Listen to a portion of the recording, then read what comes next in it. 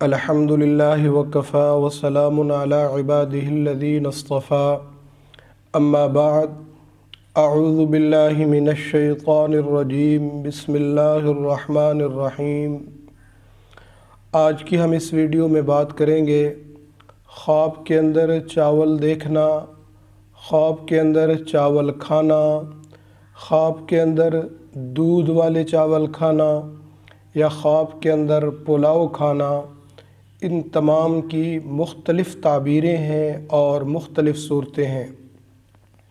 آپ حضرات ہمارے چینل کو سبسکرائب کر لیں، بیل آئیکن کو پریس کر دیں تاکہ ہماری ویڈیو کی اپڈیٹ آپ تک بروقت پہنچ سکے۔ حضرت ابن سیرین رحمۃ اللہ تعالی علیہ نے فرمایا، اگر کسی شخص نے خواب کے اندر چاول دیکھے یا چاول کھائے تو جس قدر چاول دیکھے ہیں، جتنی مقدار میں چاول دیکھے ہیں، تو اس کی تعبیر ہے کہ اسی مقدار میں اس کو مال و دولت ملے گی۔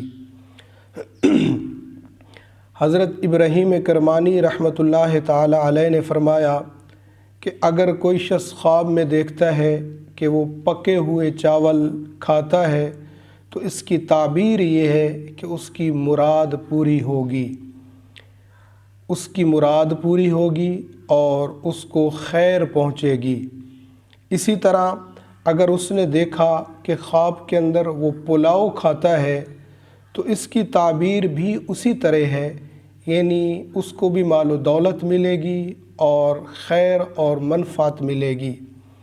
اسی طرح اگر خواب کے اندر دیکھا کہ دودھ والے چاول کھاتا ہے تو خواب کے اندر دودھ والے چاول کھانا دیکھنا یہ بھی بہتر ہے اور اچھا ہے۔ اسی طرح اگر خواب کے اندر دیکھا کہ دہی والے چاول کھاتا ہے یا چاول پر دہی ڈال کر چاول کھا رہا ہے تو یہ غم کی دلیل ہے۔ حضرت جعفر صادق علیہ السلام نے فرمایا کہ خواب میں چاولوں کا دیکھنا 3 وجہوں پر ہے۔